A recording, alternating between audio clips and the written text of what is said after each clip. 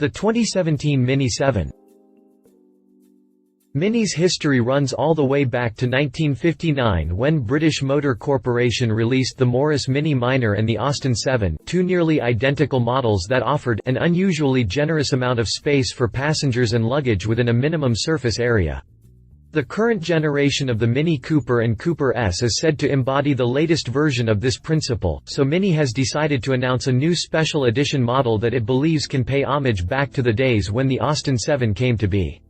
The special edition is offered on 2- and 4-door variants of the Mini Cooper and Mini Cooper S, but don't get too excited yet because there isn't a whole lot to talk about. In short, the Mini 7 is nothing more than a Cooper or Cooper S with a small selection of unique exterior colors, some new trim, and of course the old 7 name. That's it. Mini isn't offering any extra power, technology, or any weight savings. Be that as it may, we've decided to take a closer look at the Mini 7 anyway. So, grab yourself a soda, and take a little journey down the page with us as we discuss the Mini 7 and the little things it brings to the table. Continue reading to learn more about the 2017 Mini 7. Exterior. Manufacturers have been pretty lazy with their special edition and limited edition models these days, and the Mini 7 also falls into that category. The 7 is offered in 4 different exterior finishes. There's Lapis Luxury Blue, which is based on the color ultramarine and, according to Mini, is regarded as the blue of kings. Other finishes include non-metallic pepper white, midnight black metallic, and British race green metallic. The Mini 7 also comes standard with 17-inch wheels that were designed specifically for the special edition. In addition to the colors available for the exterior, the Mini 7 also comes standard with 17-inch wheels that were designed specifically for the special edition. According to Mini, the two-tone design of the wheels convey a solid, high-end impression. 18-inch rollers in vanity spoke two-tone are also available as an option and are said to perfectly match exterior features of the Mini 7. The wheels are finished in Spectra Gray. As you can see from the images, there isn't a whole lot else going on outside the vehicle. The car does feature a new body decal around the fender-mounted light. It is silver in color and features the word 7 as well as the number 7. Outside of this, the exterior is normal Mini material. The car has the same circular headlights, that wide Mini grille with matching air dam below, and the chrome outlines around the grille and the air vents. Black cladding from either side of the air dam wraps around the front, goes over the wheel arches, and along the bottom of the vehicle. Surprisingly, Mini didn't add the 7 name or 7 logo to the rear anywhere, so from the back, the car will look just like a Cooper or Cooper S. Interior. On the inside, you also get the standard Mini interior afforded with the Cooper or Cooper S in standard trim. The Mini 7 comes with sport seats in exclusive fabric and leather upholstery in diamond malt brown with seams in the same color. Alternatives include cross-punch carbon black leather, lounge satellite gray leather, or lounge carbon black leather. Furthermore, you can find the 7 logo can be found in piano black high gloss on various trim pieces, including the center console. Other interior styles like dark cottonwood, fiber alloy, and off-white are also available as an option.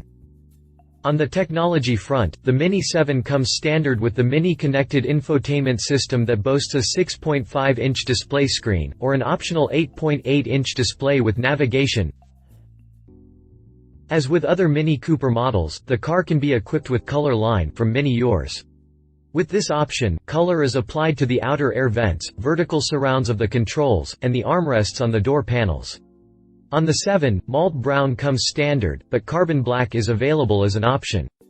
On the technology front, the Mini 7 comes standard with the Mini connected infotainment system that boasts a 6.5-inch display screen, or an optional 8.8-inch display with navigation. In this image, the Mini 7 is equipped with the standard screen and the standard malt brown color line. Surprisingly, it actually contrasts nicely with the dark overall ambiance of the cabin. Aside from the few interior enhancements, the inside of the 7 is pretty much the same as the standard Cooper or Cooper S. The same minimalist instrument cluster sits behind the steering wheel and the infotainment system still has the ring surrounding it. I have to admit though, with the color accenting and the leather cloth seating design, the cabin is rather appealing, at least for a Mini anyway. Drivetrain. As I mentioned before, there is nothing special to talk about in the drivetrain department. The Mini 7 comes with the standard engine offering for the Cooper or Cooper S. If you go with the standard Cooper 7, you get a 1.5-liter 3-cylinder that delivers 134 horsepower. Going with the Cooper S gets you the spirited 2.0-liter 4-cylinder that delivers 189 horsepower. Both models come standard with a 6-speed manual transmission, but the Cooper can be optioned with the 6-speed Steptronic while the Cooper S can be equipped with the 6-speed Steptronic Sports transmission. On the safety side of things, the 7 comes standard with dynamic stability control, dynamic traction control, and electronic differential lock control. Regardless of the engine or transmission selected, the is still said to have that go-kart feeling, thanks to the single-joint spring strut axle in the front and the multi-link setup in the rear. The car comes standard with electro-mechanical power steering and can be optioned with dynamic damper control, which allows the shocks dampers to be adjusted via the various driving modes. On the safety side of things, the 7 comes standard with dynamic stability control, dynamic traction control, and electronic differential lock control. Cooper S models include performance control, which automatically counters any understeer. As always, the Cooper models include optimized deformation crumple zones, front and side airbags, side curtain airbags, driver and passenger knee airbags, 3-point automatic seat belts, belt tensioners and force limiters, and ISOFIX child seat mountings in the rear. Furthermore, there is a decent list of driver assistance features that include heads-up display, rear-view camera, active cruise control, and speed limit sign detection, among other things. Prices. At this point, Mini has remained quiet about the pricing of the Mini 7. Considering it is an aesthetic package that doesn't include any major upgrades, I wouldn't expect to see too high of a premium. As of the time of this writing, the Cooper is going for $20,700 while the Cooper S is going for $24,100. That said, I would expect pricing for the 7 in Cooper form to retail for around $22,000 and $26,000 in Cooper S form. Pricing information will become available closer to market launch, so stay tuned for updates. Competition. Fiat 500 Abarth. The Fiat 500 is technically a little smaller than the Cooper these days, but it's still Mini's longtime rival, so it wouldn't make sense if we didn't compare the two.